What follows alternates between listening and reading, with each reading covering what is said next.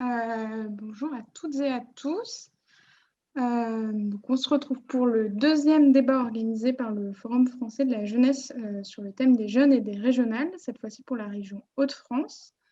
Moi, je me permets juste d'introduire le débat et ensuite je vous laisserai avec les deux co-animateurs du débat de ce soir.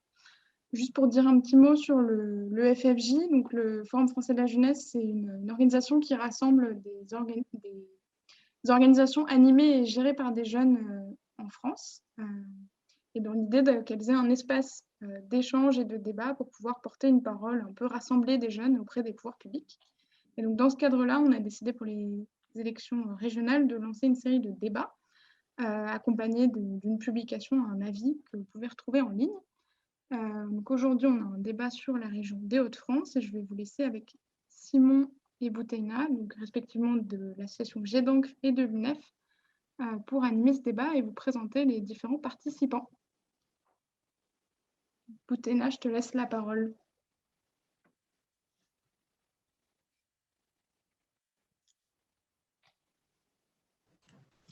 Du coup, rebonjour. On va commencer en fait avec les enjeux de la campagne de la SDF. Comme première question, je voulais vous demander quels sont les... Bouteyna, excuse-moi, juste d'abord te présenter et laisser la parole à Simon pour présenter les autres candidats. Ah, désolée, ok. Et si tu pouvais activer ta caméra, s'il te plaît. J'arrive pas malheureusement, je sais pas pourquoi ça n'a pas fonctionné. Pas de souci, c'est pas grave. Du coup, je me représente. Je m'appelle Bouteyna Zenouchi, je suis étudiante en droit à la fac de droit et santé de Lille 2 et je suis la présidente de l'UNEF Lille. Et donc, du coup, moi, c'est Simon Bouquerel, je suis étudiant en troisième année de licence de sciences politiques à l'Université de Lille, mais je suis là surtout en tant que représentant de l'association GEDANC, membre du conseil d'administration. Donc, c'est une association qui défend et qui promeut la presse d'initiative jeune, et qui est présente sur tout le territoire et notamment dans les Hauts-de-France. Du coup, moi aussi, je vais vous demander de vous présenter chacun d'entre vous quelle est la liste que vous défendez, et présenter aussi rapidement, personnellement. Pour les tours de parole, on va alterner à chaque fois, on va changer. Du coup, là, je vais commencer par l'ordre que j'ai sur ma caméra. Donc, Daniel Leca, je vais vous laisser vous présenter en premier. Oui, merci. Bonjour, Daniel Leca. Donc, je suis conseiller régional sortant, vice-président en charge de l'enseignement supérieur, la recherche, la politique européenne, ainsi que le contrat de plan État-région, et je suis élu dans l'Oise. D'accord. Du coup, Mathias Matron, c'est à vous. Oui, merci. Bonjour à toutes et tous. Je suis Mathias Matron, j'ai 22 ans. Je suis étudiant en 5e année de droit à l'Université de Lille. Je suis élu dans l'Oise également, à Saint-Just-en-Chaussée, une petite commune de 6 000 habitants. Et je suis colistier donc, de Laurent Pietraszewski dans l'Oise, sur les listes Hauts-de-France Unis. Et je suis parallèlement référent des Jeunes avec Macron dans l'Oise. Et je suis ravi d'avoir deux représentants dans ce débat de ce beau département de l'Oise, même si c'est assez étonnant, Daniel, de vous avoir en face de moi après les élections municipales de l'année dernière où nous étions main dans la main pour Compiègne. Très bien, merci. Et on va terminer avec Julien Poix et ensuite je redonnerai la parole à Bouteyna pour lancer les débats. Bonsoir, merci pour cette invitation. Julien Poix, donc je suis tête de liste du Rassemblement de la gauche et des écologistes dans le département du Nord. Je suis à Lille, mais originaire du Valenciennois. Voilà, liste de rassemblement de la gauche, de tous les partis de gauche, des écologistes, autour de la candidature au niveau régional de Karima Deli. Je suis enseignant à Saint-Amand-les-Eaux en histoire-géographie. Voilà pour cette présentation.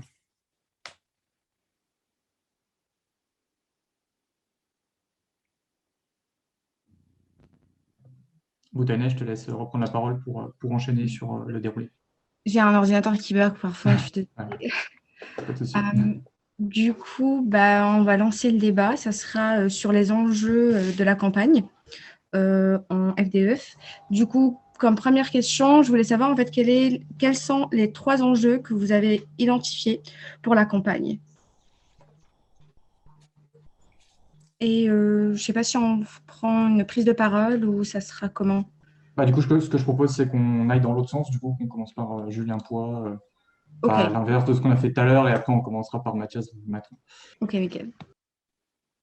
Bien, mais écoutez, merci déjà d'organiser ce débat, puisque c'est une entreprise de salut public, j'ai envie de dire, puisque le premier fléau auquel on va devoir se confronter, c'est aussi voilà, l'abstention qui va être très forte.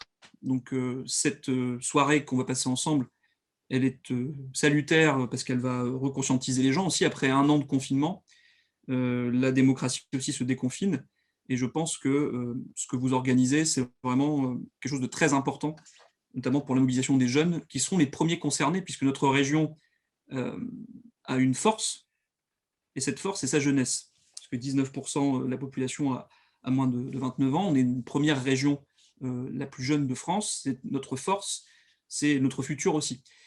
On en est à une situation compliquée, puisque cette jeunesse, elle a traversé aussi un an de crise Covid, plus d'un an de crise Covid, qui l'a marqué dans son corps, dans son esprit. On a des dégâts physiques, psychologiques.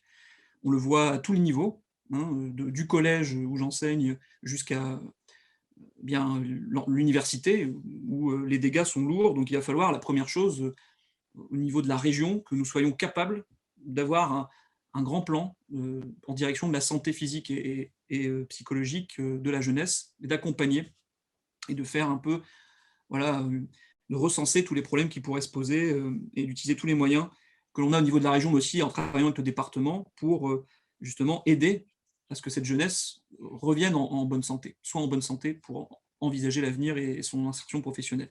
Donc, une des premières priorités qu'on portera avec la liste de Karima Delli, des écologistes et de la gauche, c'est cette question de la santé. La santé des jeunes, mais la santé aussi des habitants des Hauts-de-France plus largement. Cette santé, on l'envisage sous différents aspects. On a proposé des mesures importantes, comme par exemple le recrutement de 200 médecins salariés au niveau régional. Parce qu'on pense aussi aux jeunes et aux habitants de la région qui ne sont pas dans les métropoles. La question des déserts médicaux, elle touche aussi les jeunes. La question de l'accès en ce moment à un psychologue, un psychiatre, elle se pose dans tous les territoires et encore plus dans les territoires périurbains ou ruraux. Donc cette mesure de 200 médecins salariés, 200 spécialistes que nous voulons recruter, elle va aussi concerner les jeunes, au niveau de la prévention, au niveau de l'accès à des spécialistes. Il faudra aussi une garantie 20 km, c'est-à-dire que nous proposons avec Karima Delli qu'aucune personne dans les Hauts-de-France ne soit à moins de 20 km d'un accès à un généraliste sur le territoire des Hauts-de-France. La santé, autre priorité, effectivement, c'est de réorganiser le plan de formation. Le réorganiser, pourquoi ? Parce qu'actuellement, on a une mise en concurrence de la formation avec un affaiblissement des partenaires historiques comme l'AFPA et une désorganisation aussi des centres de formation. C'est tellement été désorganisé que même le gouvernement Macron remet un label pour essayer de justement remettre de l'ordre dans tout ça entre les faux centres de formation, etc. Cette formation, il faudra la réorganiser, il faut l'adapter aux enjeux du futur. C'est pour ça que nous proposons aussi d'inciter à la création de nouvelles formations, en particulier de nouveaux bacs professionnels dans les métiers de la dépollution. Notamment, je pense à la question de l'amiante, chantier énorme, qui a un gisement d'emploi énorme. La question de l'éco-construction, avec le bois terre-paille, il faut former ces futurs métiers, ces futurs ouvriers, ces futurs techniciens. Donc cette question de la formation, on y reviendra, mais je pense qu'elle est centrale et c'est une responsabilité cruciale et centrale de la région déjà en tant que telle. Formation, mais aussi la question des lycées, qui est une énorme compétence aussi régionale. Et là, force est de constater que le bilan est en demi-teinte, puisqu'on a une baisse des investissements de 23% sur 2015-2018. Donc il faudra remonter au niveau où c'était avant cette baisse, c'est-à-dire un investissement de 200 millions qui n'est plus que de 157 millions actuellement.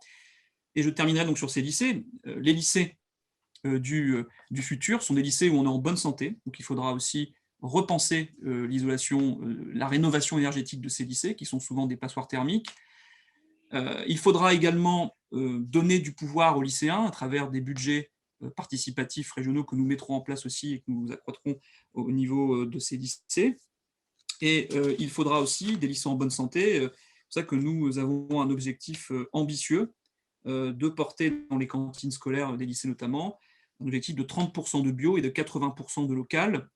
Donc des lycées en bonne santé où on a plaisir à étudier et surtout aussi des lycées qui vont être des lieux où on va se construire, pas forcément en tant que futur employé ou salarié, mais aussi en tant que futur citoyen. Voilà. Je reviens je viendrai plus tard en détail, mais donc voilà, notre priorité, santé, formation, lycée, des équipements de qualité pour bien étudier et se projeter dans le futur aussi. Voilà, je laisse la parole.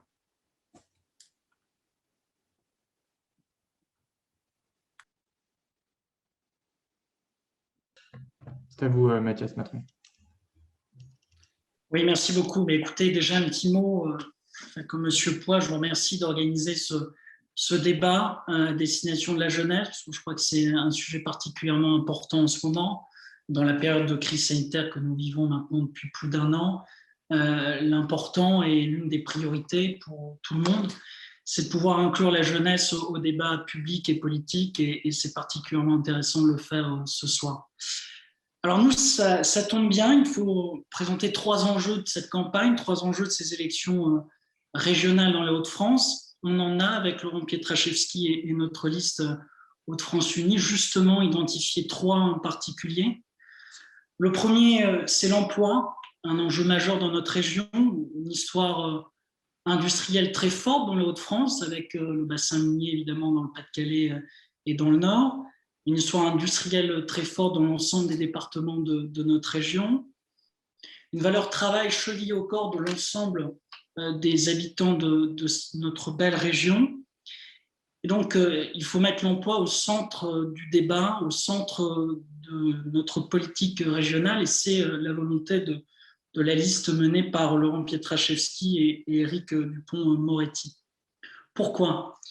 La première des raisons, c'est qu'aujourd'hui, on a 80 000 jeunes âgés de 16 à 25 ans qui sont en dehors de toute réalité de formation, d'insertion professionnelle, et qui sont en dehors de tout cercle de travail. 80 000 jeunes de 16 à 25 ans. C'est assez dramatique pour une région comme la nôtre, une région où justement la jeunesse représente 40% des habitants de l'ensemble de notre département. L'emploi, pourquoi ? L'emploi pour guider justement les habitants vers les aides qui leur sont déjà permises, qui sont déjà disponibles, parce qu'aujourd'hui, beaucoup de travailleurs, beaucoup de demandeurs d'emploi également, ne savent pas qu'ils peuvent bénéficier d'aides, par exemple, à la mobilité pour se rendre sur leur lieu de travail et sur leur lieu de recherche d'emploi. Et l'emploi, parce que c'est, encore une fois, l'enjeu majeur, à mon sens, à notre sens, de ces élections régionales. Le deuxième enjeu majeur pour nous, et là je rejoins M. Poix, c'est la santé, bien évidemment. Parce qu'encore une fois, sur l'ensemble du territoire de Hauts-de-France, on a 80% des territoires de notre région qui ont un nombre de professionnels de santé en dessous de la moyenne nationale. C'est quand même dramatique. C'est dramatique parce qu'on a des gens qui sont éloignés, on a des territoires très ruraux dans l'ensemble des départements, bien que le Nord, évidemment, avec l'île, soit un peu plus urbain, mais je prends l'exemple de mon département, de l'ancienne Picardie, les territoires sont quand même très ruraux et on a du temps de trajet pour se rendre chez des professionnels de santé.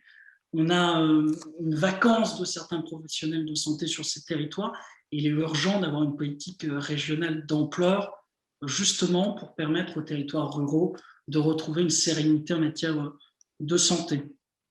Ça passe par des efforts de la région, évidemment, un budget alloué à la santé plus important, plus réaliste aussi à l'échelle de l'ensemble de nos territoires.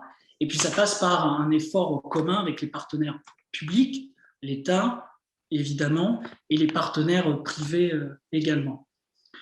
On a dans notre programme, et Laurent Pietraszewski aura tout le loisir d'en parler allègrement, l'objectif de créer davantage de maisons de santé pluridisciplinaires, justement dans les territoires qui en ont le plus besoin, les territoires qui sont le plus éloignés des professionnels de santé, pour accompagner les professionnels libéraux dans tous les départements de notre région.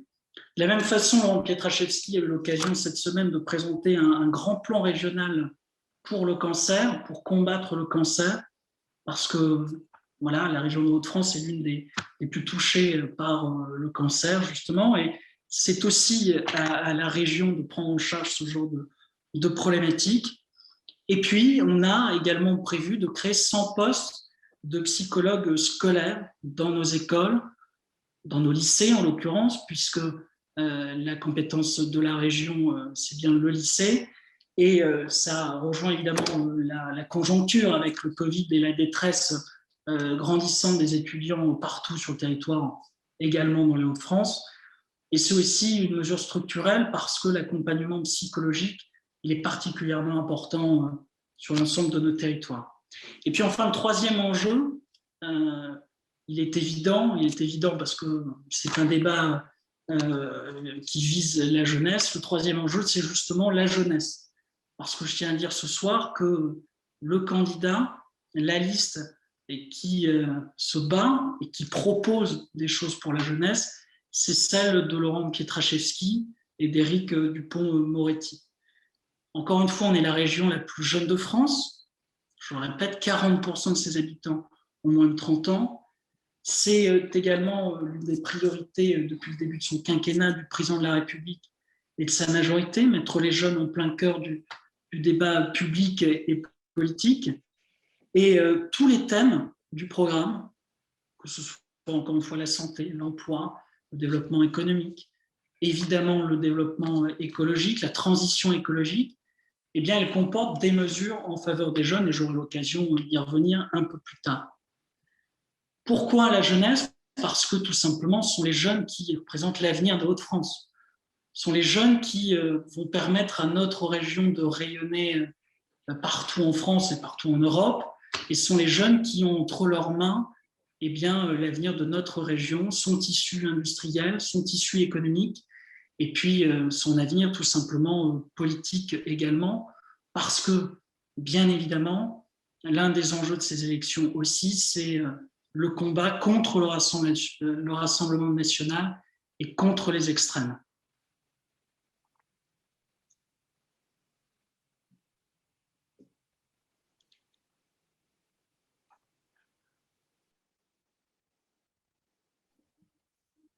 Je vais laisser enchaîner, du coup, Daniel Lecas, vous pouvez prendre la parole. Oui, merci. Merci à vous d'avoir organisé cette rencontre.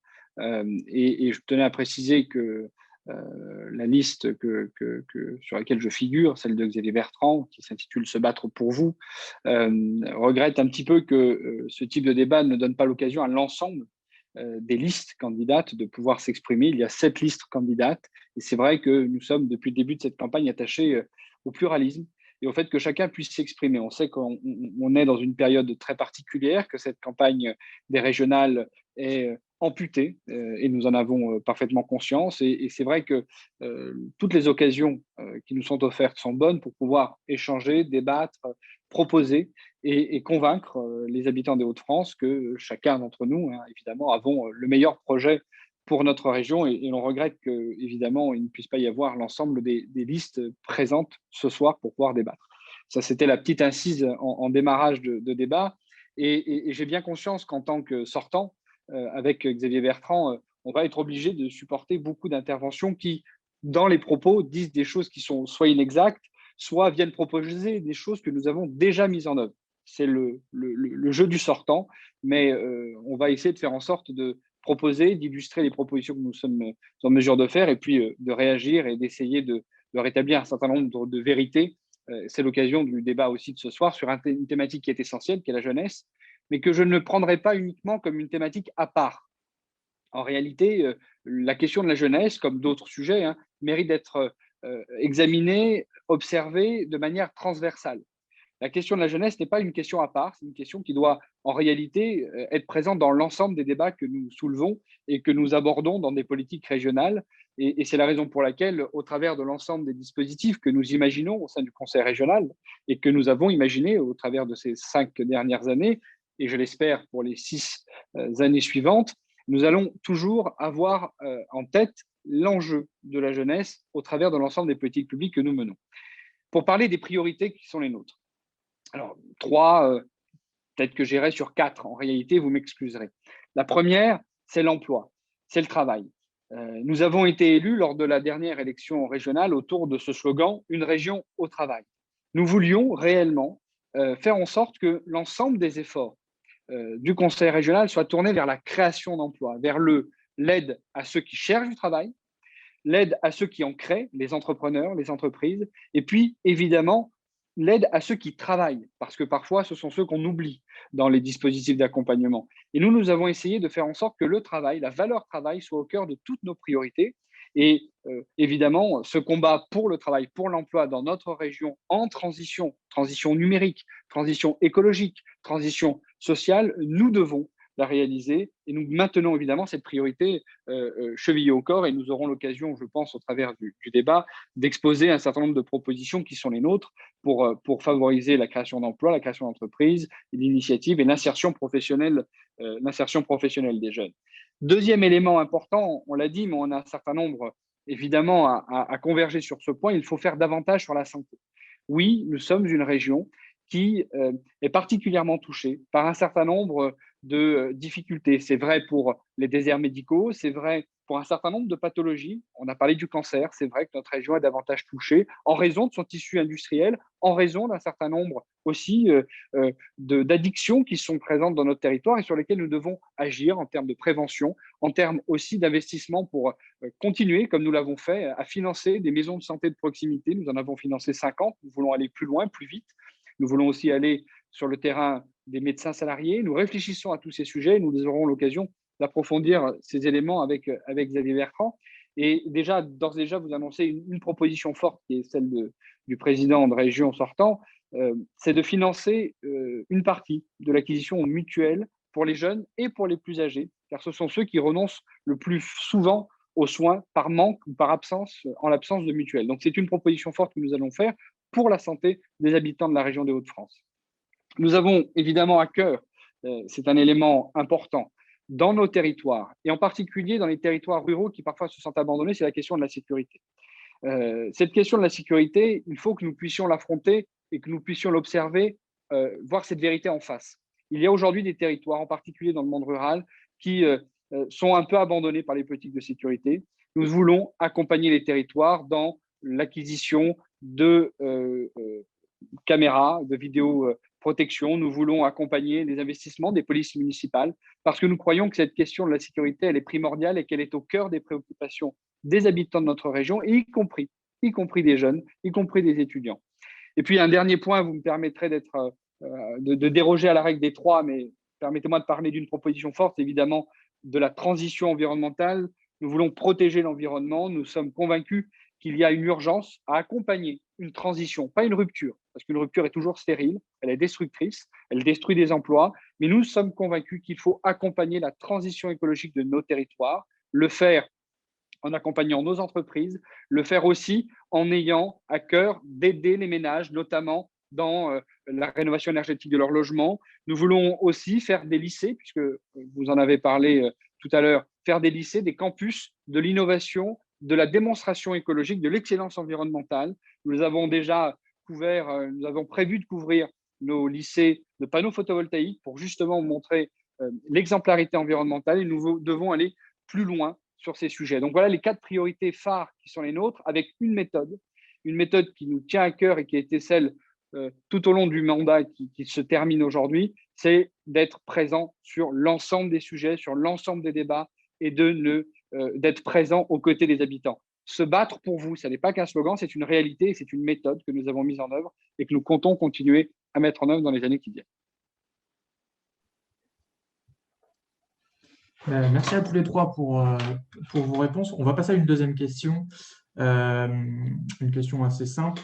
Ce sera une question qui va porter sur le bilan de la majorité actuelle, avec donc une question un peu différente pour chacun des candidats. Pour les listes d'opposition, qu'est-ce que vous retenez de cette mandature? Une chose phare notamment. Et pour M. Daniel Lecas, quelle est votre principale réussite selon vous pendant ce mandat? On va du coup changer le sens du tour de parole. Je vais d'abord donner la parole à Mathias Matron, puis à Daniel Lecas, puis à Julien Poix. Je vous invite à enchaîner directement, pas forcément attendre que je reprenne la parole. Merci beaucoup, Simon. Alors, me concernant, à titre personnel, sur le bilan de la majorité actuelle, sur le bilan de Xavier Bertrand, je ne retiens véritablement aucune réalisation concrète pour être tout à fait honnête, de cette majorité.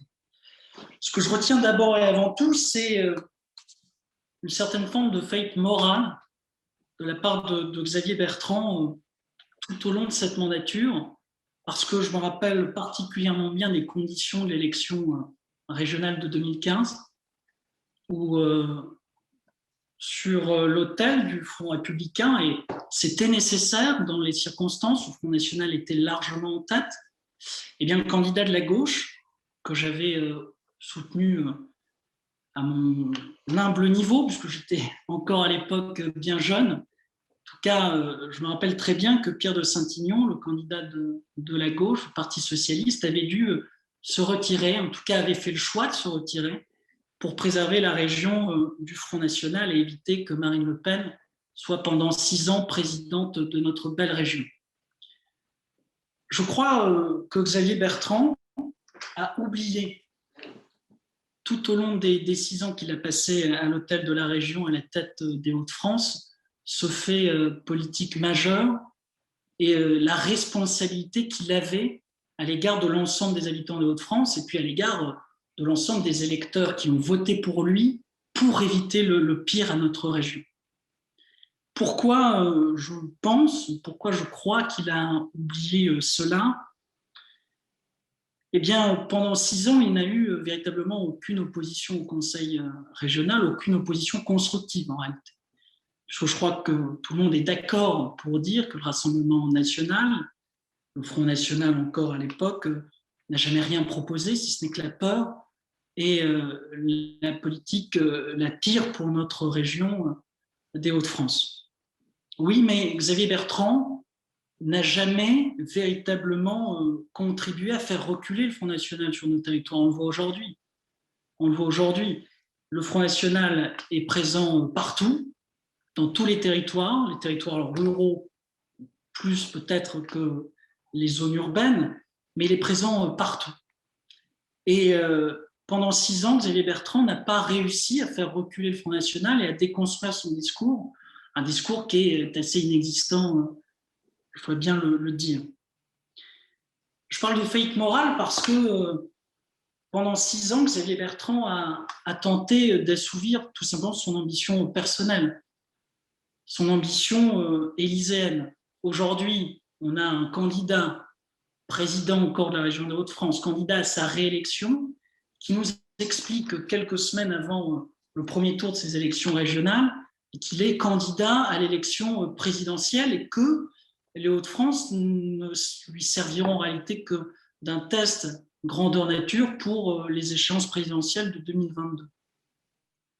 Et c'est quelque chose qui pose question. C'est quelque chose qui pose question parce que qu'il soit réélu ou qu'il ne le soit pas, il ne sera de toute façon plus là. Qu'il soit réélu au soir du 27 juin, eh bien, ça n'aura aucune différence avec le fait qu'il ne soit pas réélu, puisque de toute façon, quelques semaines plus tard, Xavier Bertrand quittera la présidence de la région pour être candidat à l'élection présidentielle. Je crois que notre région aujourd'hui, elle a besoin d'un président à temps plein, d'un président qui est issu de notre région, qui y a ses racines, ses attaches. C'est le cas de notre tête de liste, Laurent Pietraszewski. Et je crois qu'aujourd'hui, Xavier Bertrand porte une immense responsabilité, la responsabilité de son ambition, la responsabilité de ne pas avoir su fédérer l'ensemble des habitants de cette région et d'avoir pris suffisamment en compte l'impact du premier tour de l'élection régionale de 2015, parce que c'était une responsabilité infinie pour lui.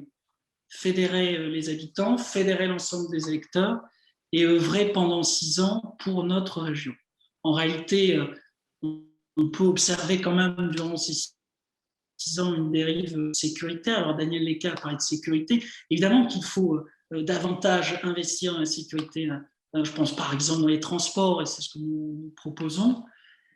Mais ce n'est déjà pas une compétence régionale en tant que telle, la sécurité, et je crois qu'on en a parlé tout à l'heure, les enjeux d'emploi, de formation prennent leur part, ils sont davantage importants que l'enjeu de sécurité. Parce que Xavier Bertrand, pendant ces 6 ans, et à un moment donné de ces 6 ans, il y a eu une dérive justement sur ces enjeux de sécurité. On se rappellera, et si vous ne vous en rappelez pas, je vous le réindique, on se rappellera du sujet de la jungle de Calais qui a obnubilé la région pendant des semaines et que Xavier Bertrand a mis en avant et a capitalisé sur cet événement pendant un bon moment de cette mandature. En somme, tout simplement, ce que je retiens du bilan de la majorité et du président Bertrand, c'est qu'il a un lourd tribut, il porte un lourd tribut sur la réalité de la région aujourd'hui et que de toute évidence et de toutes les façons, la réalité, c'est qu'il soit réélu ou non, il ne sera plus président de la région de Hauts-de-France dans les semaines qui suivront le second tour. Alors, à quoi bon? Pourquoi ne pas choisir tout simplement un président à temps plein pour notre région? Et c'est ce que je crois est nécessaire aujourd'hui dans un climat d'extrême tension dans la région. Oui, alors je vais enchaîner. Mais juste attirer l'attention des organisateurs du débat que nécessairement, je vous demanderai de pouvoir réagir également aux propos de M. Poix, puisque par définition, je me mets en situation d'accusé. Alors, je ne vais pas répondre point par point, parce que ça n'aurait pas beaucoup d'intérêt, surtout qu'il est dommage d'être obligé d'aligner des éléments de langage construits dans un cabinet ministériel au lieu d'essayer de parler des projets et de parler du fond. Moi, je vais vous parler du fond. Le reste ne m'intéresse pas et je ne vais pas commencer à expliquer que pour faire une liste qui fait une candidature de démonstration, obligé d'aligner les ministres les uns derrière les autres, ce n'est pas mon sujet et ce n'est pas du tout l'ambition du débat de ce soir. L'idée du débat de ce soir, pour moi, c'était de parler des réussites ou des questions sur lesquelles on pouvait soit se retrouver, soit s'opposer, mais pour pouvoir soulever des vrais enjeux, des vraies réponses pour les habitants de la région de Hauts-de-France. Et donc, je vais vous permettre juste de dire une chose. La réussite de Xavier Bertrand dans la région de Hauts-de-France est d'abord d'avoir su fédérer la région, de créer une région. Puisque, je le rappelle, pour tout le monde, ça paraît une évidence aujourd'hui. Les Hauts-de-France, c'est une évidence. Tout le monde dit et parle au nom des Hauts-de-France. Je rappelle qu'il y a tout juste 5 ans et demi, la région n'existait pas. Il y avait le Nord-Pas-de-Calais et il y avait la Picardie. 2 régions avec des identités, des réalités économiques, sociales, territoriales totalement différentes. Et aujourd'hui, plus personne n'en parle pour une raison simple. C'est que nous avons réussi ce tour de force, en l'espace de quelques années, de créer une région, de créer une identité régionale, une fierté régionale, une appartenance régionale, et de créer des dispositifs régionaux, des politiques publiques régionales unifiées qui répondent aux besoins de l'ensemble des territoires régionaux. Donc, ce qui vous paraît être une évidence, il y a encore 5 ans, était un enjeu de polémique politique. Donc ça, c'est une grande réussite de Xavier Bertrand. Et je peux vous assurer que quand on est arrivé au Conseil régional, il a fallu travailler d'arrache-pied pour unifier les politiques régionales et faire en sorte qu'aucun territoire ne se sente oublié. Donc ça, c'est une première réussite. Et permettez-moi de prolonger, puisque Mathias a été relativement long, de vous dire que non seulement ça a été une réussite par l'identité, la création d'une identité, mais c'était une réussite parce que nous n'avons oublié personne. Il n'y a aujourd'hui aucun territoire dans cette région des Hauts-de-France, aucun élu local qui peut dire que nous n'avons pas agi pour lui moins bien ou mieux qu'un autre, sous prétexte qu'il ne serait pas un ami politique. Il y a aujourd'hui des gens de gauche, de droite, mais même d'extrême droite, qui reconnaissent que Xavier Bertrand a agi dans l'intérêt de tous les territoires, sans mettre quiconque de côté. Et excusez-moi de le dire, ça n'était pas forcément une évidence quand je vois le passé ou le passif de certaines régions ou le passif de certains anciens présidents de région. Et nous ne ferons à l'avenir aucune différence. Et nous avons été au contraire extrêmement responsables, et tout le monde le reconnaît. Nous avons fait en sorte de traiter les territoires avec des politiques d'accompagnement territorial dans tous les territoires de notre région, urbains comme ruraux, littoraux comme plus, entre guillemets, territoriaux, plus paysans, et j'aime bien ce mot de paysan, et je n'en ai pas honte. Il y a eu une action résolu sur l'emploi et sur les grandes infrastructures. Il y a encore quelques années, le canal Seine-Nord était une chimère. Nous l'avons réussi, nous l'avons voulu, y compris quand le président Emmanuel Macron l'avait mis entre parenthèses. Nous n'avons jamais lâché, nous avons fédéré les territoires, nous avons fédéré les entreprises et nous avons réussi ce canal Seine-Nord Europe. Et oui, le président l'a accompagné, il s'en est rendu à l'évidence que c'était un projet d'intérêt européen, d'intérêt national et d'intérêt régional. Grâce à Xavier Bertrand, nous avons réussi à redonner dans nos territoires une vraie dynamique entrepreneuriale. Nous sommes la région où il y a eu le plus d'investissements industriels venant de l'étranger. C'est notamment grâce à l'action du Conseil régional des Hauts-de-France. Donc, quand j'entends toute une tripotée de mensonges uniquement construits pour faire de la petite politique, je peux vous assurer que nous sommes très fiers, encore une fois, d'avoir construit cette région, de n'avoir oublié personne sur le bord du chemin, d'avoir construit des politiques qui s'intéressent à tous les habitants de la région, qu'ils soient jeunes ou âgés, qu'ils soient au travail ou qu'ils cherchent du travail, qu'ils créent des entreprises ou qu'ils, malheureusement, parfois, aient fait faillite. Nous avons été aux côtés de l'ensemble des habitants, de l'ensemble des entreprises et de l'ensemble des territoires. Donc, je n'ai sur ce point-là aucune honte de pouvoir à dire que nous avons été aux côtés des habitants, que nous nous sommes battus et vous dire que, évidemment, cette réussite territoriale, elle n'est pas que la réussite d'un homme. Elle n'est pas que la réussite de Xavier Bertrand. Elle est la réussite de Xavier Bertrand et de son équipe. Et que ce travail d'équipe qui a été celui que nous avons mis en œuvre pendant 5 ans, c'est celui que nous allons continuer à mettre en œuvre. Alors oui, Xavier Bertrand a le droit.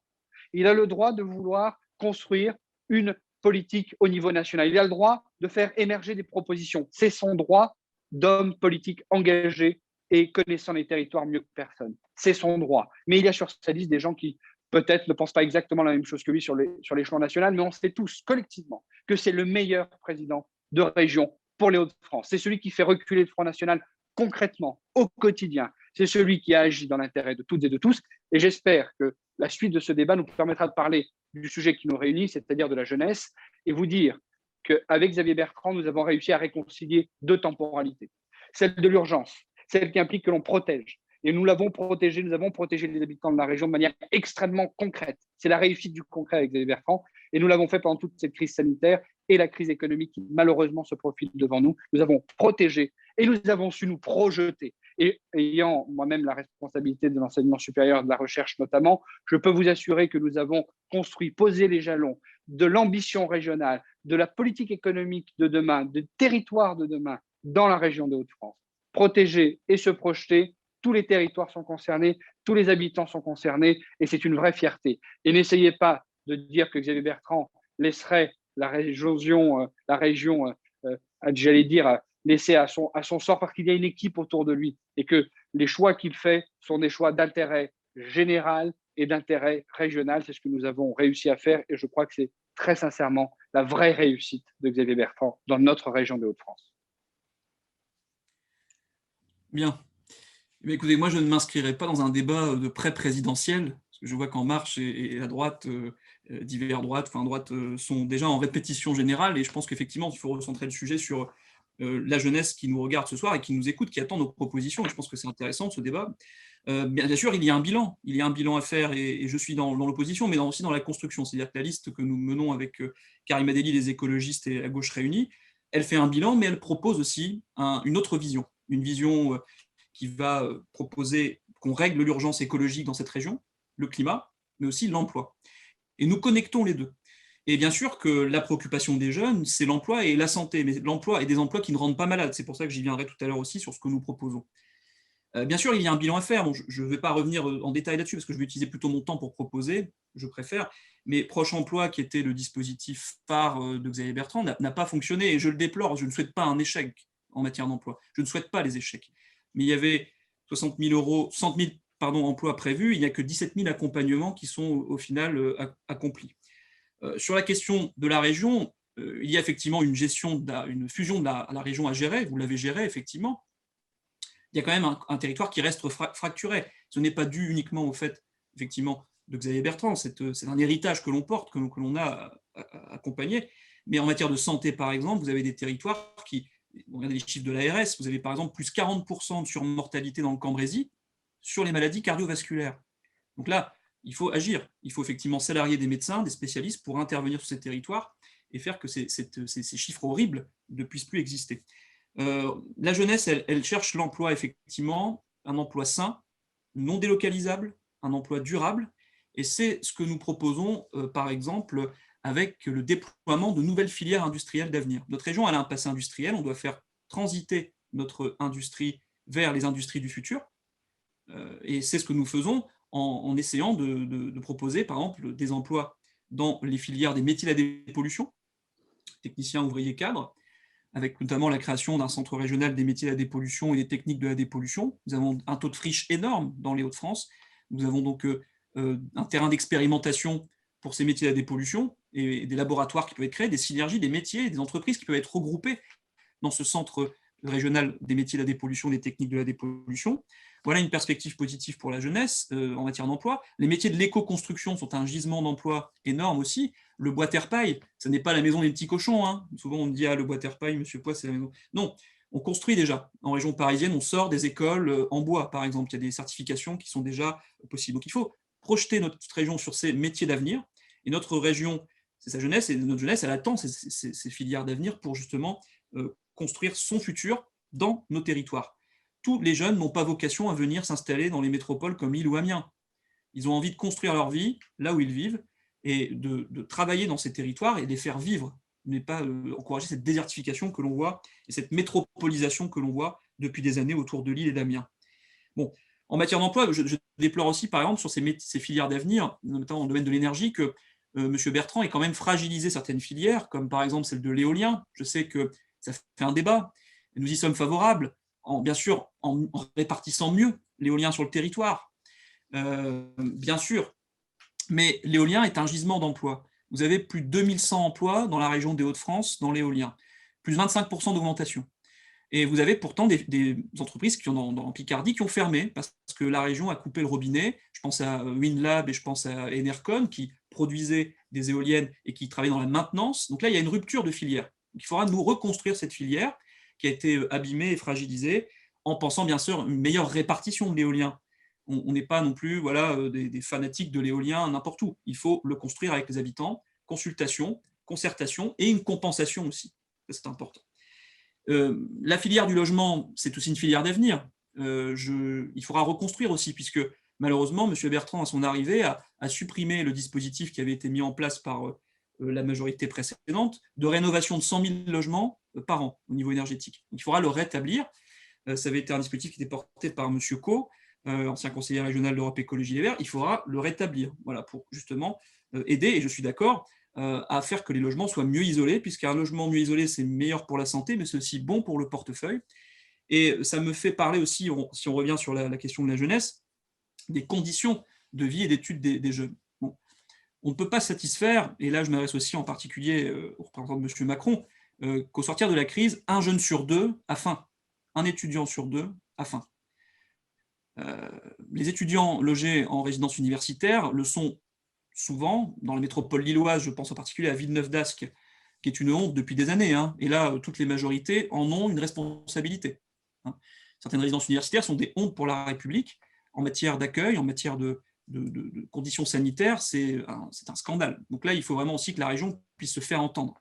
Bien sûr, la région ne peut pas non plus tout décider en matière de logement étudiant, mais elle a un rôle important à jouer. Ça se fait en Île-de-France d'ailleurs, pourtant, qui est une région dirigée par la droite. Et donc, il faut que là, on ait une action volontaire. On ne peut pas accepter qu'en 2021, dans la métropole lilloise, les jeunes vivent dans les conditions qu'on a pu voir dans les résidences universitaires de Villeneuve-d'Ascq, ou je pense aussi à celle de Valenciennes, par exemple, et d'autres. Bon. Et là, je pense qu'on partagera tous ce diagnostic. Donc, il y a un bilan à faire, mais nous proposons aussi un projet d'avenir qui a deux urgences à régler. L'urgence écologique, et les jeunes en sont convaincus. L'urgence climatique, ils en sont conscients quand on regarde les sondages d'opinion. Et nous disons, avec notre projet de la gauche et des écologistes, porté par Karima Delli, nous voulons proposer une vision, faire les emplois d'avenir, pour faire que notre région soit à la pointe, comme elle l'a été dans le passé, de cette transition industrielle, et rendre la fierté aux habitants.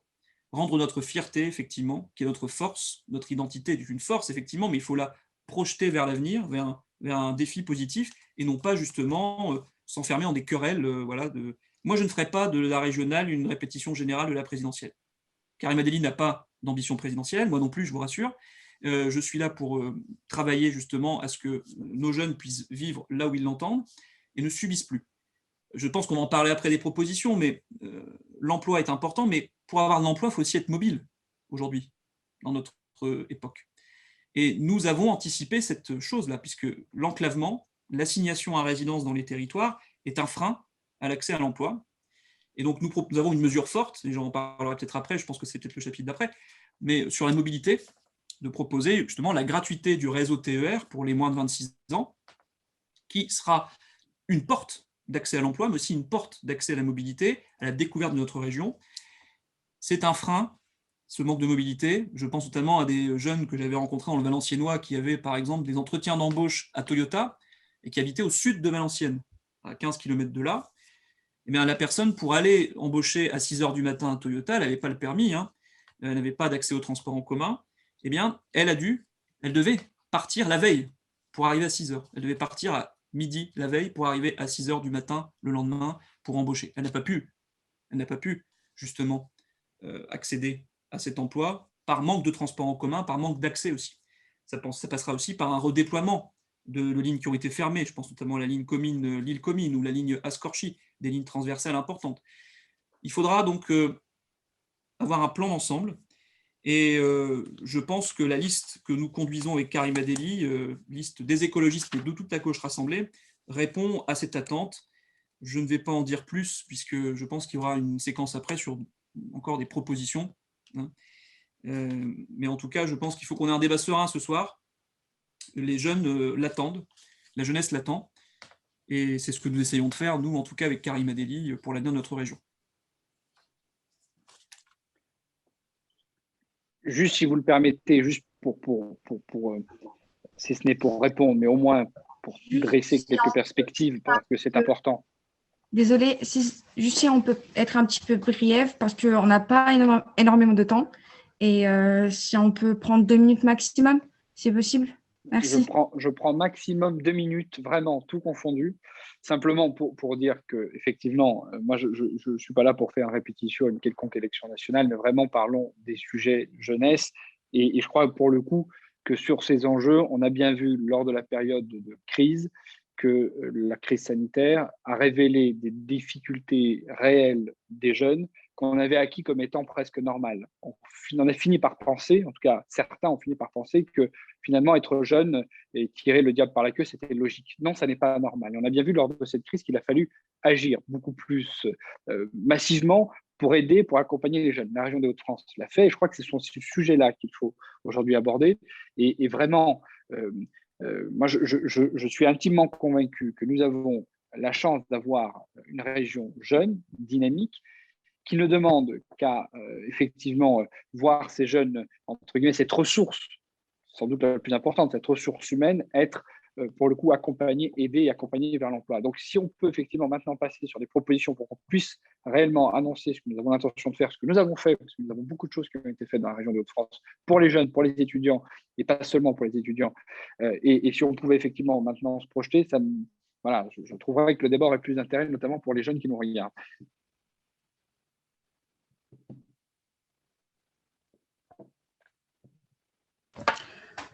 Du coup, on passera pour la question suivante. Ce sera en fait, quelle est la proposition prioritaire que vous allez mettre en place pour un meilleur avenir en fait pour ces jeunesses qui est sacrifiée?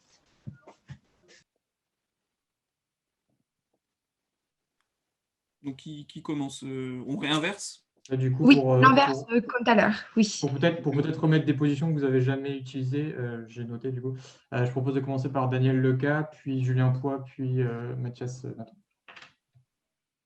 Très bien. Alors, une politique, enfin en tout cas une proposition forte que nous avons annoncée et qui nous paraît extrêmement importante. On a beaucoup parlé de la mobilité et c'est vrai que la question de la mobilité est un enjeu majeur, en particulier, et pas seulement, mais en particulier pour les jeunes, notamment pour ceux qui trouvent du travail ou qui sont dans un processus de formation pour pouvoir trouver un emploi. Et on sait que le train, malheureusement, même si nous nous sommes engagés, nous faisons tout pour qu'aucune ligne, et aucune petite ligne, mais parfois les petites lignes sont en réalité majeures pour la vie des gens, ne ferment, il est évident que pour certains, eh bien, le train, c'est la voiture. Et nous savons bien que pour les jeunes, le fait de pouvoir passer son permis de conduire est parfois un frein pour trouver du travail. Et c'est la raison pour laquelle nous allons proposer que 90% du permis de conduire soit pris en charge pour les étudiants, enfin pour les jeunes en parcours de formation avant de trouver un travail.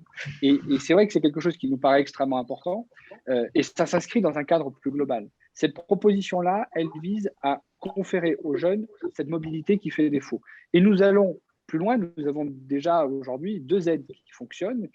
C'est le prêt de véhicule à 1 euro par jour pour les étudiants qui sont notamment en stage et qui auraient besoin du véhicule pour se déplacer, sur un stage de longue durée. Ils peuvent faire appel à ce dispositif qui permet de mettre à disposition un véhicule. Et puis, l'aide qui permet de financer notamment son plein d'essence, une aide de 20 euros par mois qui permet de boucler la fin de mois pour les étudiants qui sont eux aussi en stage et qui se déplacent, font plus de 100 km avec des conditions évidemment de revenus et des conditions notamment de trajet, qu'il n'y ait pas d'autres solutions de déplacement.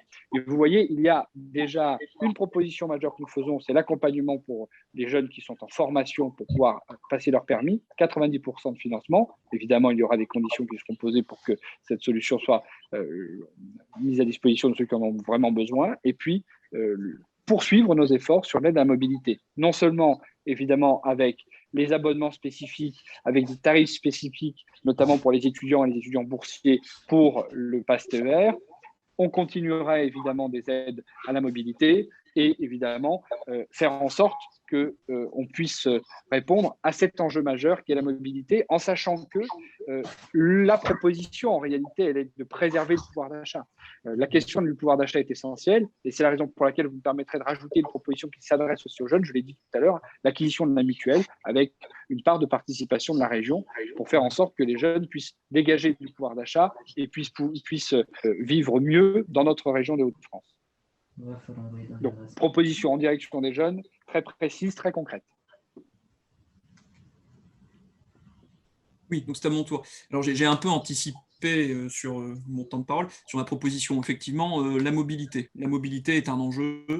On est tous là d'accord pour le partager. Maintenant, on n'a pas tous la même méthode ou les mêmes propositions. Nous axons, notre propos sur le développement des transports en commun publics.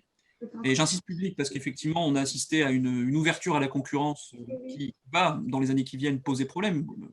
Preuve en est, le Royaume-Uni, qui était le pays phare, revient en arrière maintenant sur la privatisation des lignes et des lignes de voies ferrées, donc de chemin de fer.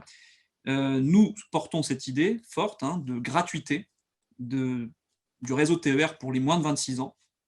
Gratuité qui permettra donc une mobilité d'accès à l'emploi, mais aussi la découverte de la région et tout simplement voilà, le fait d'appréhender le territoire et de désenclaver les territoires. Ça passera par aussi une meilleure association de tous les usagers avec une relance des comités de ligne, donc d'associer les usagers à la création, à l'établissement des horaires, mais aussi à la gestion de cette ligne et puis aux besoins qui sont recensés sur les lignes. Actuellement, il y a un déficit au niveau de la démocratie en direction des usagers et de la gestion des lignes. Sur une autre mesure forte, puisque j'ai déjà parlé de cette gratuité du TER pour les moins de 26 ans que nous portons avec l'Union de la gauche et des écologistes, c'est aussi une aide ciblée en direction des jeunes, des 15 000 jeunes qui sont les plus en difficulté dans notre région, qui sont en dehors des écrans radars. Donc nous proposons d'expérimenter un revenu jeune de 500 € en direction de ces 15 000 jeunes déjà. Ça rejoint un dispositif national qui sera déployé, nous l'espérons, le plus vite possible sur le territoire. Mais en tout cas, la région des Hauts-de-France espère être motrice et à la pointe de ce revenu jeune qui permettra aussi d'aider, c'est une solution d'urgence, ces jeunes qui sont dans la détresse. On évalue environ à 15 000 personnes déjà qui sont en dehors de tout dispositif. Il y a également la question des aides d'urgence. On parlait des banques alimentaires, des chèques alimentaires en direction des étudiants qui sont, voilà, je vous rappelle, des étudiants qui ont faim, c'est concret, ça peut être un peu, peut-être rébarbatif de le dire, mais c'est une réalité. Contre les ventres vides, on ne peut pas étudier sereinement si on a le ventre vide. Et ça, c'est un problème, effectivement, qu'il faut régler, et la région devra faire un effort sur cette aide alimentaire dès les premiers mois du mandat, en essayant d'agir le plus vite possible et en dégageant un plan d'urgence. Voilà un peu nos propositions d'urgence et nos propositions aussi sur le long terme en direction de la jeunesse. Et je pense que voilà, je vais tenu les 2 minutes pour pouvoir reposer une question après. Oui, je vais donc me permettre d'enchaîner pour la liste de Laurent Pietraszewski. Alors, tout d'abord, effectivement, il ne s'agit pas ici de procéder à un pré-débat de l'élection présidentielle ou de s'axer sur les sujets nationaux. Effectivement, on est là pour parler de la jeunesse de Hauts-de-France et donc des propositions de chaque liste pour les jeunes des Hauts-de-France, et en particulier donc de la liste que je représente ce soir. Comme j'ai dit tout à l'heure, l'un des enjeux majeurs, c'est la jeunesse, bien évidemment, dans cette élection. C'est l'un des sujets dont s'est emparé notre tête de liste, Laurent Pietraszewski, dès le début de sa candidature, dès le début de la campagne. Et c'est d'ailleurs une mesure pour la jeunesse qu'il a annoncée en tout premier lieu au début de cette campagne. Il s'agit du Pass Liberté. Le Pass Liberté, il combine 5 éléments essentiels pour démarrer correctement dans la vie. Le Pass Liberté, il sera proposé, il sera mis en œuvre pour chaque résident de la région de Hauts-de-France l'année de leurs 18 ans. Les 5 éléments essentiels de ce Pass Liberté, ils concernent la culture, le sport, la santé, la mobilité et l'insertion professionnelle, bien évidemment, parce qu'encore une fois, c'est l'un des sujets majeurs pour la jeunesse, l'emploi et l'insertion professionnelle.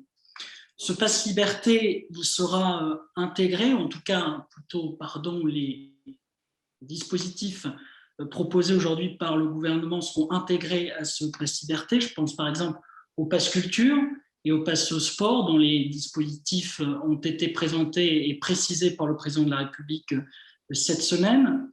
Et ce Pass Liberté, eh bien, il aura vocation justement à donner la possibilité aux jeunes de mieux démarrer dans la vie dès leurs 18 ans pour s'insérer professionnellement, pour pouvoir justement bouger sur l'ensemble du territoire des Hauts-de-France, puisque l'enjeu de mobilité est particulièrement important. On a quand même une très grande région, on en parlait tout à l'heure. La fusion des 2 précédentes régions, le Nord-Pas-de-Calais et la Picardie, elle a considérablement éloigné la capitale régionale qui est Lille du sud de l'Oise, par exemple, qui est mon département.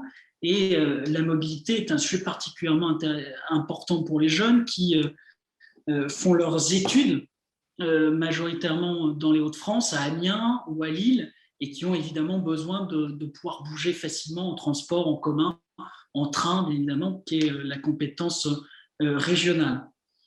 Et puis, au-delà de ça, toujours en matière d'insertion, parce que comme j'ai dit tout à l'heure, c'est quand même un chiffre particulièrement important, particulièrement inquiétant. On a aujourd'hui dans les Hauts-de-France 80 000 jeunes de 16 à 25 ans qui sont en dehors du système d'insertion professionnelle, scolaire, de formation et de recherche d'emploi. Et notre volonté, la volonté de la liste menée par Laurent Pietraszewski, c'est justement de proposer un accompagnement personnalisé à l'ensemble de ces jeunes qui sont en difficulté, qui ne sont pas insérés et qui aujourd'hui ont des problèmes justement pour trouver un emploi, une formation adaptée. Et puis notre volonté aussi pour la jeunesse, parce que c'est un vivier extrêmement important pour la région. On a une jeunesse très talentueuse, on a des formations d'excellence dans l'ensemble de la région, que ce soit à Amiens ou encore à Lille, et puis dans l'ensemble des territoires ruraux, on a des lycées agricoles, on a de la formation agricole. C'est très important évidemment d'aider les jeunes agriculteurs lors de leurs installations, parce qu'encore une fois, la région des Hauts-de-France, c'est aussi des territoires très ruraux. Je pense au nord de Loire, je pense à l'Aisne, je pense à la Somme. Et aider donc l'installation de ces jeunes agriculteurs, ça nous paraît tout à fait légitime. Et on proposera une aide particulière via un dispositif que je vais vous détailler là, parce qu'il comprend bien des éléments qui ne sont pas aujourd'hui le sujet de la jeunesse, mais une aide à ces agriculteurs me paraît tout à fait intéressante et tout à fait nécessaire. Ça existe déjà. Et puis, sur la jeunesse, évidemment, on va mettre le paquet, si je puis dire, sur, encore une fois, les décrocheurs et l'insertion professionnelle. Je reviens là-dessus, parce que c'est absolument important de garder dans notre région les jeunes et de leur permettre de trouver un emploi stable dans la région de Hauts-de-France pour les faire évoluer dans la vie, tout simplement. Merci à tous les trois. On va essayer, je sais que ça peut être tentant, mais essayez quand même d'éviter de vous interrompre pendant que certains parlent. On va passer à une nouvelle question. Je vais vous demander comment, à votre avis, comment faut-il faire pour rétablir le dialogue avec les jeunes? On sait que l'abstention est particulièrement massive, vous l'avez précisé tous tout à l'heure. Comment faire pour que les jeunes puissent participer à la vie politique, alors qu'ils sont malgré tout déjà très engagés, mais surtout au niveau des associations. On a 38% des 18-30 ans qui sont engagés dans une association en 2020. Pour ce tour de parole, on va commencer par Julien Poix, puis Mathias Matron, et enfin Daniel Leca. Merci. Et je crois que le formidable appel qu'on a entendu ces dernières années, c'est celui de la génération climat aussi.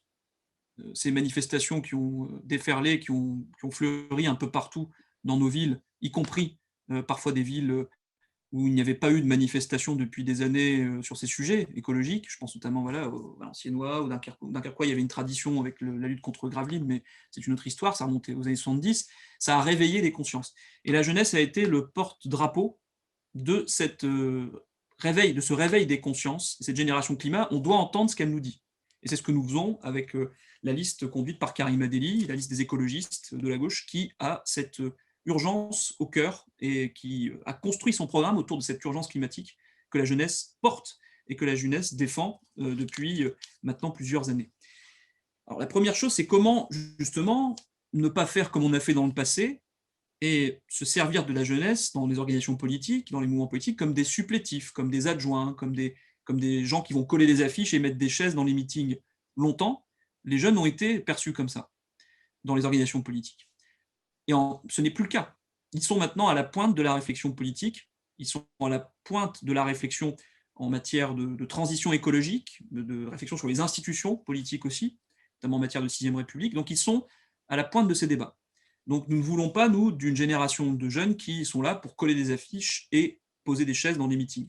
Il faut les écouter. Comment faire? Nous proposons, nous, des choses très concrètes, notamment la mise en place dans tous les lycées de ces budgets participatifs régionaux dont j'ai parlé la fois dernière, pour responsabiliser, pour donner une latitude d'action aux jeunes, de les encourager à agir, à s'organiser, c'est important, de se regrouper, de briser le cercle de l'individualisme et puis de pouvoir faire des projets collectifs, c'est important, dans une époque où pendant très longtemps on a dit aux jeunes que s'engager était justement la perte de l'individu, la perte de l'identité. En fait non, c'est un épanouissement et le chiffre que Simon vous avez donné est rassurant sur l'engagement associatif effectivement. Ces budgets participatifs aussi, nous voulons créer une convention citoyenne régionale qui ne fonctionnera pas, je vous le rassure, sur les mêmes critères que ceux proposés par le président Macron. Voilà. Une convention régionale et surtout des outils démocratiques comme par exemple les votations d'initiatives citoyennes régionales avec des seuils de déclenchement. Bon, c'est assez technique, mais nous pouvons nous inspirer de ce qui existe déjà dans d'autres régions, avec des seuils de déclenchement qui sont parfois à 10 à 15 000 signataires de citoyens pour déclencher une discussion sur un sujet, et un vote. Droit de pétition également, droit de pétition qui ouvrirait à une discussion au sein du conseil régional sur le sujet qui aurait recueilli suffisamment de signatures. Donc référendum d'initiative régionale, droit de pétition, convention citoyenne régionale, budget participatif. Je pense que c'est un arsenal de moyens qu'il faut mettre à disposition. C'est une boîte à outils que nous voulons mettre à disposition. Après, nous ne pouvons pas faire à la place. La région doit avoir un rôle de facilitateur. Ne pas faire du descendant, mais donner les outils pour qu'au niveau des territoires, au niveau des associations, ça puisse se construire. Et là, vous avez parlé d'associations, et je pense qu'il faudra aussi revoir la politique d'attribution des subventions au niveau régional. Certaines associations qui portent ces combats pour l'urgence climatique ont été déplumées pendant ce mandat de Xavier Bertrand. Ce sont des choix politiques, on peut en discuter, en tout cas ce ne sera pas nos choix. Je pense notamment aux associations qui aident notamment à la découverte de l'agriculture, ou les agents par exemple, qui ont vu leurs subventions quasiment disparaître et leur activité et les emplois qu'ils portaient être fragilisés. des associations qui aident et qui favorisent la découverte de l'environnement, l'éducation à l'environnement, ont été délaissées par l'équipe sortante au profit de choix politiques, d'aide aux chasseurs par exemple, et à la subvention de ce type d'association. Bon, il faudra redéployer les subventions, bien sûr, vers ces associations, et il faudra aussi donner de la latitude aux associations, notamment en sortant de la logique de l'appel à projet annuel, qui en fait est un carcan pour beaucoup d'associations qui n'ont pas les moyens administratifs de postuler à chaque appel à projet chaque année. Donc nous proposons aussi que les associations puissent avoir de la latitude, un conventionnement pluriannuel pour déployer leurs projets sur le temps long. Et on a besoin du temps long. L'urgence climatique, elle est là, mais on a besoin quand même du temps long au niveau des associations pour déployer les projets, pour former les gens et pour s'ancrer dans les territoires. Voilà quelques outils que nous proposons de mettre en œuvre avec la liste conduite par Karima Deli.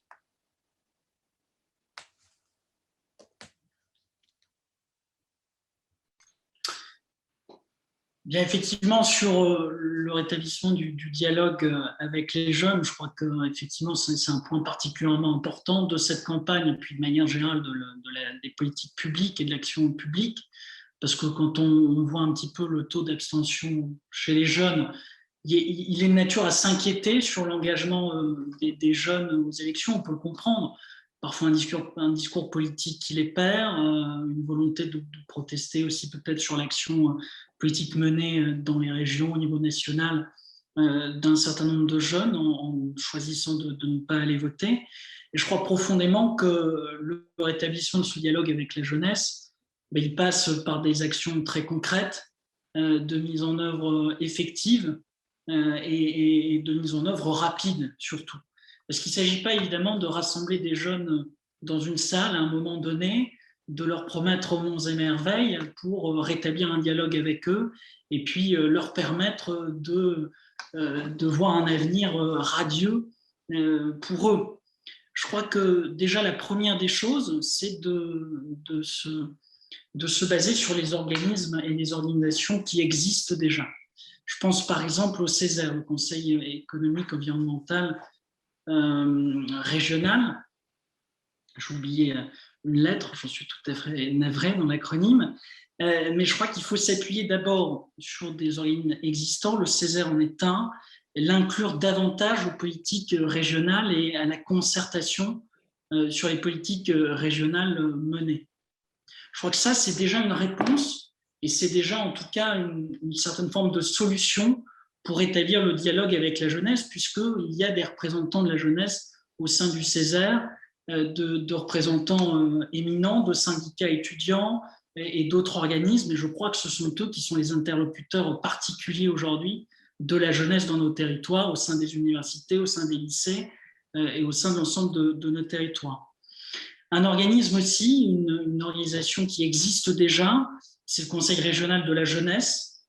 Je crois qu'il faut aussi capitaliser sur cette organisation, Conseil régional de la jeunesse, qui doit avoir un mot à dire aussi sur les politiques régionales et que l'on doit pouvoir solliciter pour mettre en œuvre justement les politiques régionales en faveur de la jeunesse. Parce que quoi de mieux, eh bien, finalement, que d'accompagner et plutôt d'inclure les jeunes aux décisions qui les concernent. Moi, je trouve ça complètement légitime et c'est ce que nous voulons voir dans les Hauts-de-France et c'est ce que nous proposons, en tout cas avec Laurent Pietraszewski. Et puis, de toutes les façons, c'est inclure la jeunesse de l'ensemble des territoires, encore une fois en leur proposant des choses concrètes et qui sont adaptées aux réalités des territoires dans lesquels ils vivent. Parce que la réalité, encore une fois, de l'Oise, du sud de l'Oise, du nord de l'Oise, n'est pas celle des métropoles d'Amiens et de Lille. C'est leur permettre d'avoir une politique ciblée dans chacun de leurs territoires et c'est ça qui permettra de rétablir la confiance de la jeunesse en l'institution régionale, certes, et puis de toute façon aux politiques publiques parce que, effectivement, le désintérêt aujourd'hui des jeunes pour la chose publique et pour ce qu'on peut leur présenter, il est clair.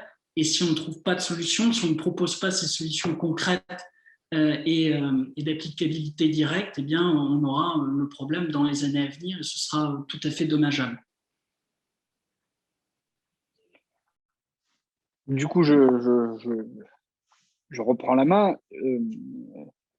Le divorce entre les jeunes et l'action publique, plus que la politique, je crois que c'est vis-à-vis de l'action publique, il est facilement explicable.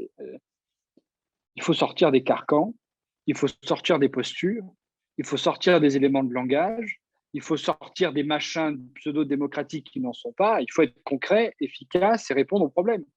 Et à un moment donné, on peut tourner autour du pot pendant des heures, mais est-ce qu'on a vraiment pris à bras-le-corps la question du chômage des jeunes? Est-ce qu'on a vraiment pris à bras-le-corps la question de la précarité étudiante? Est-ce qu'on a vraiment pris à bras-le-corps des sujets majeurs qui, en réalité, conditionnent l'avenir des jeunes dès le départ, c'est-à-dire la réussite à l'école, l'inégalité qu'il peut y avoir entre des territoires? Ça dépasse le cadre régional, mais c'est ça d'abord le divorce entre les jeunes et l'action publique et la République dans son ensemble. Et ce n'est pas pour rien si malheureusement les extrêmes sont les premiers partis vers lesquels les jeunes se réfugient. Donc il y a urgence à agir. Il y a urgence à agir à tous les niveaux. Il faut que chacun, et les formations politiques ont une part de responsabilité en ayant effectivement déçu, en ayant privilégié les questions politiques avec un petit p au lieu des questions politiques avec un grand P, c'est-à-dire celles qui déterminent ce que l'on veut faire pour les jeunes et comment on veut régler les problèmes auxquels ils sont confrontés. Et je vais vous dire une chose qui, là, pour le coup, et me paraît de nature à réconcilier tout le monde. Dans la période de crise que nous venons de vivre, je crois sincèrement qu'il y a eu une prise en compte rapide de la part de tous les acteurs au niveau local et national concernant la situation des jeunes. Et je vais vous dire ce que la région a fait. Quand le premier confinement est intervenu, on a pris très rapidement conscience qu'il allait y avoir évidemment un énorme problème, à la fois de détresse psychologique, de détresse économique et un vrai risque pour le décrochage scolaire. Nous avons tout de suite mobilisé les moyens de la région. Nous avons créé des contrats étudiants, des étudiants relais santé pour à la fois, nous avons multiplié les chiffres par 2 pour les étudiants relais santé pour détecter les risques psychologiques. Nous avons créé des jobs étudiants pour travailler sur la lutte contre le décrochage et pour accompagner les établissements dans les missions qui étaient les leurs liées au Covid. Nous avons donc répondu à l'urgence à la fois matérielle, à l'urgence psychologique. Nous avons activé le fonds régional d'urgence, social d'urgence, qui a été géré par les CROUS. Nous avons également généralisé et multiplié les repas gratuits financés par la région dans les CROUS. Nous avons adapté l'arsenal de réponses matérielles en fonction de ce que faisait l'État. Quand l'État a mis en place le repas à 1 euro, nous avons mis en place la gratuité pour les étudiants qui étaient le plus dans le besoin. Nous avons mis en place, et ça représente 2 millions d'euros, c'est loin d'être négligeable, et c'est une politique volontariste de la part de la région. C'est 8 millions d'euros que la région des Hauts-de-France met et mobilise pour accompagner les jeunes et faire en sorte qu'on réponde aux besoins, à l'accompagnement dans la réussite. Et ça, c'est de nature à réconcilier les jeunes avec la politique, avec l'action publique. C'est par là que ça passera. Et évidemment, nous, un des engagements que l'on prend, c'est que toutes les politiques que l'on sera amené à prendre et à développer dans les années qui viennent, il y ait à chaque fois la consultation, la concertation avec les jeunes. Je le fais dans ma délégation sur l'enseignement supérieur recherche. Mes collègues le font, sur l'emploi, sur l'apprentissage. À chaque fois que nous avons pris une décision, nous avons consulté l'ensemble des parties prenantes. Nous l'avons fait aussi, et notamment, avec les jeunes, avec les syndicats étudiants. Là, depuis maintenant quelques semaines, en relation avec le rectorat, nous faisons une tournée des territoires pour présenter les dispositifs d'accompagnement et les jeunes sont présents, sont autour de la table par le biais des différentes organisations de jeunesse et par le biais des différents vice-présidents jeunesse qui siègent dans les établissements d'enseignement supérieur. Donc, l'engagement que nous avons tenu jusqu'à aujourd'hui et que nous, évidemment, maintiendrons dans les années qui viennent, c'est que pour chacune des politiques que nous mènerons, nous consulterons, nous associerons les structures de jeunesse à la prise de décision. Et puis, juste vous souligner quand même que nous avons été la région qui a continué d'accompagner le monde associatif, continué à financer des actions en territoire, et nous avons été la région qui a le plus investi dans la culture. nous avons considérablement augmenté le budget culture et nous sommes aujourd'hui l'une des régions, la région qui a le plus augmenté le budget culture. Pourquoi? Parce que nous sommes convaincus que les jeunes ont aussi besoin d'avoir accès à la culture, au sport et à la vie associative pour pouvoir être pleinement partie prenante de la vie sociale. Et c'est ce que nous avons fait. Et dans les politiques que nous menons, il y a à chaque fois cette préoccupation de créer le bien vivre ensemble. Et pour que les jeunes se sentent à l'aise dans une société, pour qu'ils puissent avoir le sentiment que des perspectives leur sont ouvertes, perspectives économiques, perspectives de participation à la vie locale, eh bien, il faut qu'ils soient au cœur de nos préoccupations. Nous le faisons. Nous l'avons fait avec un plan très ambitieux sur la rénovation des lycées. Nous l'avons fait au travers de nos politiques d'enseignement supérieur. Nous l'avons fait au travers de nos politiques de soutien massif sur l'apprentissage. Nous sommes passés de 33 000 apprentis à 40 000 apprentis parce que nous avons créé des dispositifs incitatifs pour faire en sorte que les jeunes n'aient pas à se préoccuper des conditions matérielles et qu'ils n'aient qu'à se préoccuper de leur réussite. Donc, c'est comme cela qu'on réconciliera les jeunes avec la politique, avec l'action publique, et c'est ce que nous voulons faire avec Xavier Bertrand, sans jamais les prendre en otage, mais à chaque fois en répondant à leurs problématiques du quotidien de manière concrète, effective. Et c'est comme cela, c'est en se battant pour eux qu'on arrivera à les faire revenir dans le champ de la mobilisation citoyenne et pourquoi pas dans la mobilisation politique. Merci à vous. Du coup, la prochaine question, c'est la FFG, en fait, elle a fait 2 grandes propositions pour les élections. La première est la création d'une clause d'impact jeunesse régionale, 1, 2, 3. Du coup, en fait, la question qui se pose aujourd'hui, qu'est-ce que vous en pensez? Et serez-vous prêt à l'appliquer? Je suis désolée.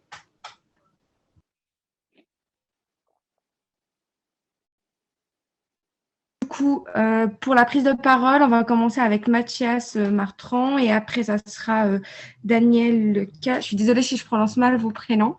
Et après, ça sera Julien Poix. Je m'excuse en avance pour massacrer vos prénoms. Julien Poix, tout simplement, comme Poix du Nord. Ok. Oui, merci. Effectivement, sur la proposition formulée par la FFJ, donc cette clause d'impact jeunesse régionale. Mais comme je l'ai dit depuis le début et comme j'essaie de le marteler depuis le début, on a dans chaque pan du programme, quel que soit le sujet, une véritable volonté de proposer à la jeunesse des solutions. Et puis, dans chaque pan du programme, des mesures à destination de la jeunesse seront proposées, justement. Je laisserai évidemment notre tête de liste les définir pleinement. Je ne vais pas aujourd'hui gâcher ce suspense qui sera révélé dans quelques jours maintenant, mais simplement, voilà, qu'on soit tout à fait clair, la jeunesse, c'est la priorité de Laurent Pietraszewski aujourd'hui, c'est le candidat des jeunes, c'est le candidat qui propose, encore une fois, dans chaque pan de son programme, des mesures concrètes d'application directe pour la jeunesse, un budget régional en faveur des jeunes qui sera plus important. Et aujourd'hui, bien évidemment, et encore une fois, je ne veux pas parler à sa place, mais de toute façon et de fait, en proposant des mesures pour la jeunesse, il faudra à un moment ou un autre se poser la question de leur impact réel sur les jeunes, parce qu'il ne s'agit pas de dire à un moment, on va faire telle ou telle chose pour la jeunesse, on va leur proposer plus de solutions de mobilité, on va leur proposer un pass liberté, on va leur proposer telle ou telle chose, et puis finalement se rendre compte que ça ne correspond pas aux attentes des jeunes, ça ne correspond pas à la réalité des territoires. Bien évidemment, dans l'ensemble des mesures du programme que l'on appliquera, eh bien, il faudra se poser la question, c'est notre devoir aussi en tant que responsable politique, en tant que membre d'une majorité régionale et d'un exécutif régional, eh bien de mesurer l'impact des mesures que l'on applique, que l'on propose, eh bien sur le public qui est visé tout simplement, en l'occurrence la jeunesse, et ça encore une fois sur l'ensemble des thématiques du programme.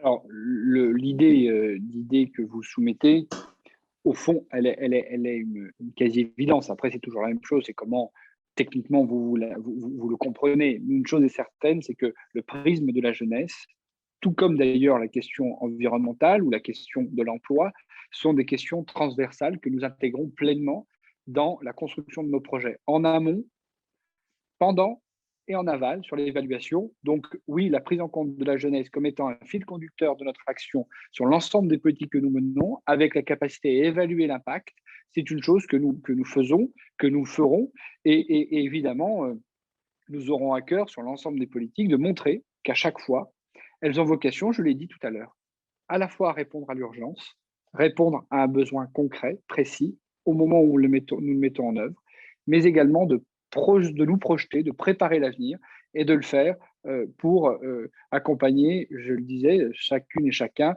dans ces différentes transitions numériques, transitions écologiques, qui sont devant nous et qu'il faut réussir, c'est une condition essentielle.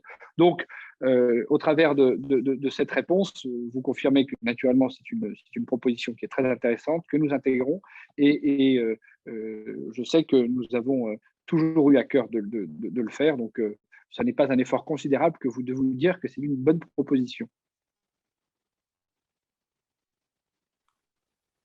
Oui, peut-être un mot pour rebondir sur un propos qui a été tenu. Je ne pense pas que M. Petrazeski soit le candidat de la jeunesse, c'est le candidat du gouvernement et c'est le candidat aussi d'une précarisation accrue de la jeunesse. Je pense que ce serait peut-être plutôt le mot qu'il faut rajouter entre les deux.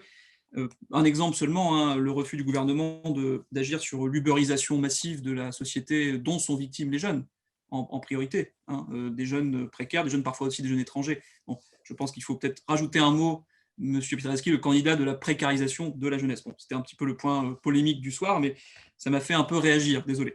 Je suis favorable pour cette précision, merci. Merci, je ne vous ai pas interrompu, Monsieur Matron, merci.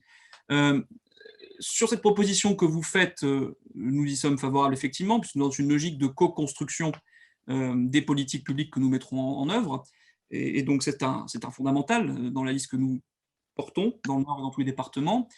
Voir effectivement au spectre de la jeunesse et à travers les yeux, à hauteur de la jeunesse, les politiques publiques, c'est évident. C'est une chose qu'il faut mettre en place. Nous avons aussi un autre enjeu, c'est de voir les politiques publiques aussi au prisme de la règle verte. Cette règle verte qui est quoi? Tout simplement, on va voir les politiques publiques mises en œuvre sur le territoire et on va voir voilà, leur impact écologique. Voilà. On ne prend pas à la région plus que ce qu'elle ne peut reproduire elle-même.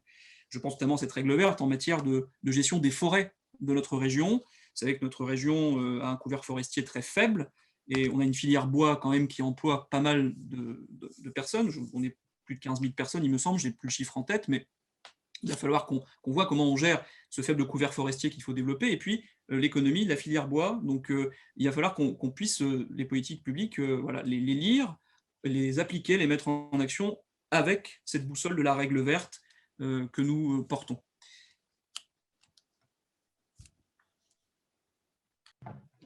Très bien, merci à tous. On va passer à la toute dernière question sur un sujet très important qu'on a déjà un peu évoqué tout à l'heure, c'est celui de la précarité. Donc, je voulais savoir du coup déjà que peut faire la région face à ça. Alors, pardon, je précise précarité, pas que des étudiants, mais des jeunes en général. Donc, que peut faire la région face à ça? Quel bilan vous faites de ce qui existe déjà? Quel dispositif mérite d'être amélioré? Et aussi, en ce qui concerne la question des logements, notamment en région Crous, que peut faire la région là-dessus? Je vais commencer par Daniel Leca, qui en plus, je crois, doit bientôt partir. Ensuite, ce sera Julien Poix et Mathias Matron, en essayant, s'il vous plaît, de faire assez vite. Oui, merci. Alors, c'est un sujet majeur, c'est vrai. Alors, on va essayer de le traiter très brièvement et qu'on n'imagine pas que sous prétexte qu'on le traite rapidement, on ne le prenne pas au sérieux, au contraire. Après, c'est une compétence qui est partagée. La question de la précarité des jeunes au sens global, c'est une compétence qui, en fonction des sujets que l'on souhaite aborder, du prisme que l'on adopte, ça peut relever du département, ça peut relever de l'État, et pour beaucoup d'ailleurs de l'État, et une partie sur la région. Moi, ce que je peux dire en tout cas sur ce qu'est capable de faire la région. D'abord, la première protection vis-à-vis de la précarité, c'est la poursuite d'études et la formation, pour s'assurer qu'ensuite, tout au long de la vie, on ait la capacité à rebondir et à faire face aux difficultés de la vie, aux évolutions professionnelles, etc. Donc, c'est la première des choses. Et là, nous devons être exemplaires dès le lycée. Et c'est quelque chose sur lequel, évidemment, il faut intervenir. Ensuite, évidemment, La précarité, c'est en fonction des situations dans lesquelles vous vous trouvez, que vous soyez dans une case, pardonnez-moi de le dire ainsi, mais parce que tout à l'heure, on a parlé de ceux qui sont en dehors de tout, notamment en dehors des formations, ce qu'on appelle les NEET, pardon pour le terme un peu technique, mais qui sont les jeunes qui sont effectivement hors dispositif. Ceux-là, ils doivent être accompagnés et il y a des dispositifs qui existent de détection, de lutte contre le décrochage et qu'il faut accentuer. Et je tiens à dire que d'ailleurs, un travail que nous avons mené avec les fonds européens, c'est de concentrer les moyens. La région, vous savez, elle a la possibilité d'orienter. Et nous avons fait en sorte que dans la prochaine programmation, en tout cas, c'est la proposition que nous avons fait à la Commission européenne, de concentrer les moyens qui nous sont donnés pour la détection des NEET et l'accompagnement des jeunes en grande précarité pour les réaccompagner, les accompagner vers les formations. Et puis ensuite, pour les étudiants, nous avons tout un panel, je l'ai dit tout à l'heure, d'aides qui existent, de dispositifs qui existent, en fonction du cas, que vous soyez apprenti ou que vous soyez étudiant, avec la lutte contre la précarité étudiante, je l'ai dit tout à l'heure, ça représente 8 millions d'euros, 80% du budget sur l'enseignement supérieur qui est en direction de l'aide aux étudiants. C'est du Fonds régional d'urgence, c'est de l'aide à la restauration. Ce sont aussi des dispositifs qui visent à permettre la réussite avec du tutorat, du mentorat, des jobs étudiants que nous finançons. Et je crois sincèrement que sur la précarité étudiante, le sujet mériterait en réalité qu'on prenne vraiment du recul et que l'on regarde ce que l'on peut faire globalement, y compris avec des actions d'État. Nous ne pouvons pas tout faire, en l'occurrence à la région. Et depuis tout à l'heure, j'entends des propositions en réalité qui relèvent du vœu pieux parce que pour ceux qui siègent à la région, et c'est mon cas, je souhaite à ceux qui sont candidats de pouvoir y voir un peu les choses de manière très concrète, parce qu'en réalité, il y a beaucoup de vœux pieux. Les budgets régionaux sont limités. Nous avons des compétences obligatoires qui sont extrêmement consommatrices de moyens, sur lesquelles nous mettons le paquet. C'est le cas, par exemple, des transports. Hein. C'est plus du tiers du budget régional. Donc, il faut imaginer ce que cela représente et l'investissement que cela représente. Et ensuite, il y a ce que l'on peut faire pour créer les conditions de la réussite des jeunes, car c'est ça le sujet. C'est offrir des perspectives, leur permettre de réussir leurs études et ensuite leur vie professionnelle en région. Nous sommes une région qui est en train de corriger ces handicaps, d'accompagner la mutation des territoires pour faire en sorte que les jeunes puissent y trouver tous les ingrédients pour réussir leur vie dans notre territoire. Donc, on a des réponses ciblées, des réponses spécifiques en fonction des cas. On a une volonté de lutter contre le décrochage scolaire et donc de raccompagner les jeunes vers les formations et évidemment de mettre tous les moyens pour faire en sorte de créer l'économie de demain et créer les emplois de demain. Et la précarité, entre guillemets, elle se gère dans une chaîne de responsabilité qui est très large. Nous y prenons notre part et c'est une priorité. Se battre pour vous, c'est aussi se battre contre la précarité des étudiants. Oui, alors la précarité, donc il y aura deux axes. Il y aura d'abord des mesures d'urgence, notamment on pense à la question de l'aide psychologique, des bilans sanitaires, des bilans de santé que les étudiants devront faire, et la région devra intervenir aussi en lien avec les départements, parce que c'est un emboîtement d'échelle aussi. La question de l'aide alimentaire à travers donc une aide d'urgence que nous déploierons dès les premiers mois. La question aussi sur le long terme du logement étudiant, qui est effectivement une question où la région n'a pas toutes les clés, mais elle peut créer un rapport de force. Elle peut créer un rapport de force avec l'État sur la construction de nouveaux logements étudiants publics. Ça, j'insiste sur la question parce qu'il y a un report ces derniers sur le privé qui est accentué et l'État doit agir. Et là, on pourrait poser la question à M. Petrazeski en débat aussi, hein, puisqu'il a le numéro de téléphone de Mme Vidal, je pense, dans son portable. Mais la question aussi, c'est d'aider ces jeunes qui sont effectivement en dehors des écrans radars. Et c'est pour ça que nous proposons un revenu jeune de 500 €. Et nous proposons aussi de faire le diagnostic aussi du transfert de compétences accrues vers les régions. Preuve en est, dernièrement, là, je viens de découvrir dans ma salle des profs un catalogue proche orientation. Alors, il y a eu proche emploi, maintenant il y a proche orientation.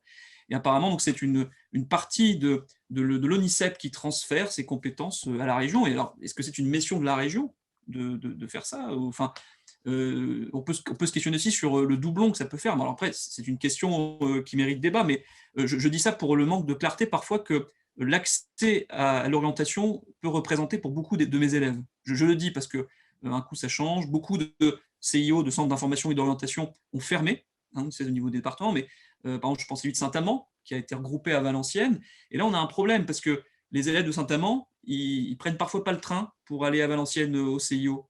Et donc, il y a une rupture dans l'accès à ces formations.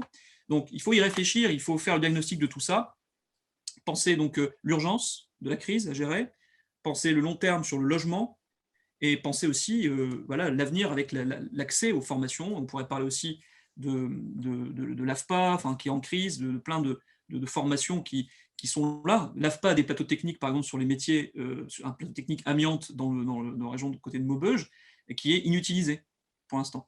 Est-ce que c'est normal, alors qu'on a besoin de désamianter notre région et qu'on peut créer là des emplois d'ouvriers, de techniciens, d'ingénieurs dans ce secteur-là? Voilà, donc il faudra faire un bilan de tout ça, revoir ce plan de formation et puis le faire aussi avec et pour et par les jeunes de cette région des Hauts-de-France.